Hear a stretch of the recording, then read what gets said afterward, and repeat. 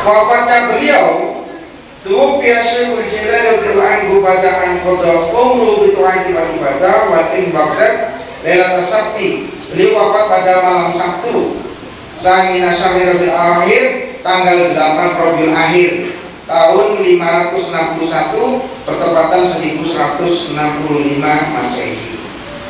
Ini bulan apa? Rabiul Akhir ini. Tanggal benar. Berarti benar lagi tanggal 8. Maka tanggal meninggalnya banyak yang kemudian ulama disebut dengan haul.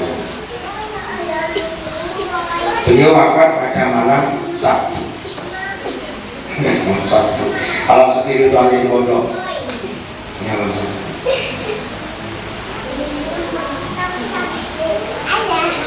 Dan beliau masyhur. Sedunia ini tidak ada yang tidak kenal dengan Syekh Abdul Qadir. Karena tawasulnya ila hadrati Sultan Aulia Sayyidi Syekh Abdul Qadir Al-Jailani.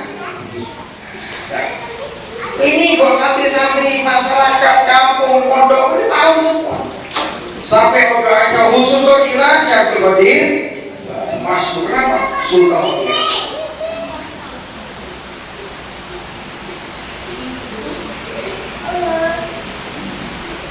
Waktu final filail di madrasati di Bandil Azud di Baghdad, waktu finalelan di kasrat Siham, waina ulam yakohadun ila wafajaah yashhada dufna syekhi.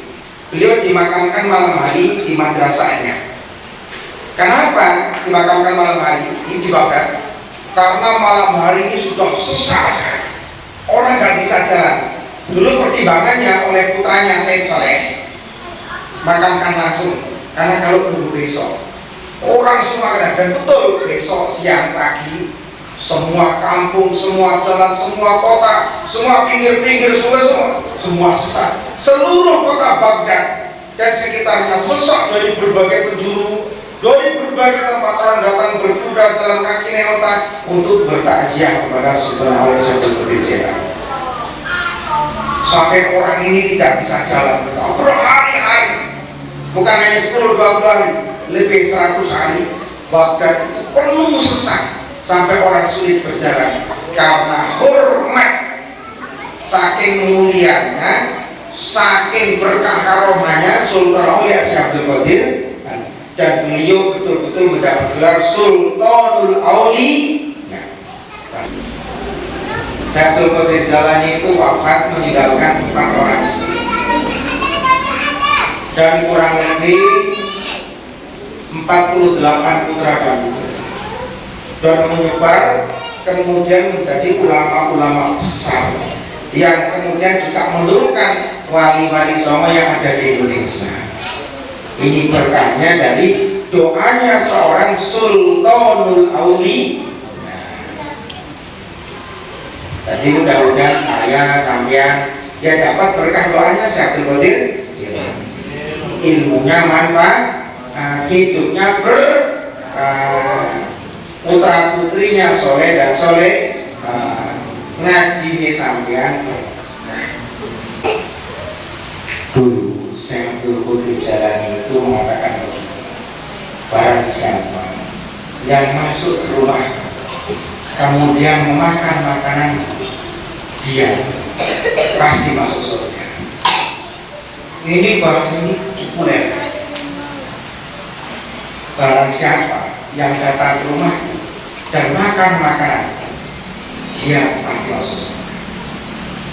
Ini menurut Anda, ini kalimat ini bahasa yang baku, arti sebenarnya atau bahasa kiasan kira-kira?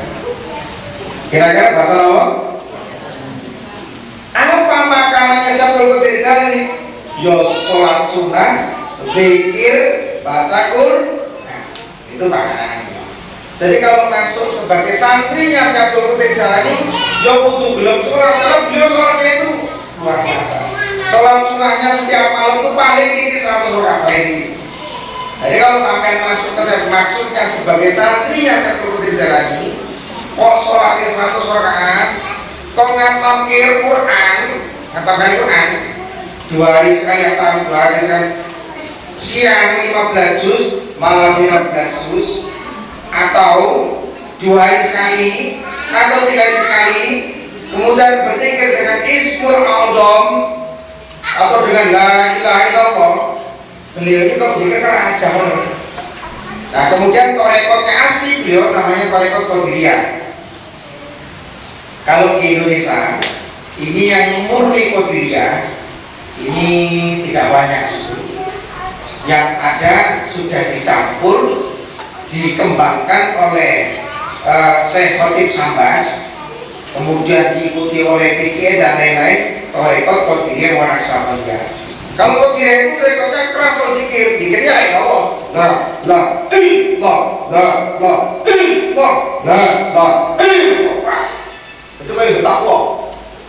Kenapa?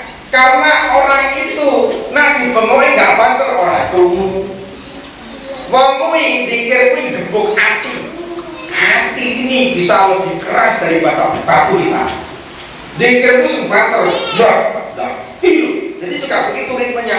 Niku sih la ilah Allah la. Karena orang itu pada umumnya delok mengisor, delok mendur, delok menganan. Apa simbol kanan? Ini simbol kemuliaan.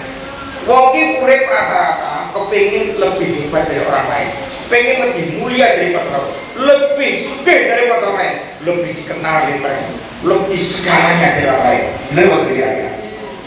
Nah itu dipatahkan, dihancurkan supaya sifat-sifat itu diminimalisir. Wong kon tawatu.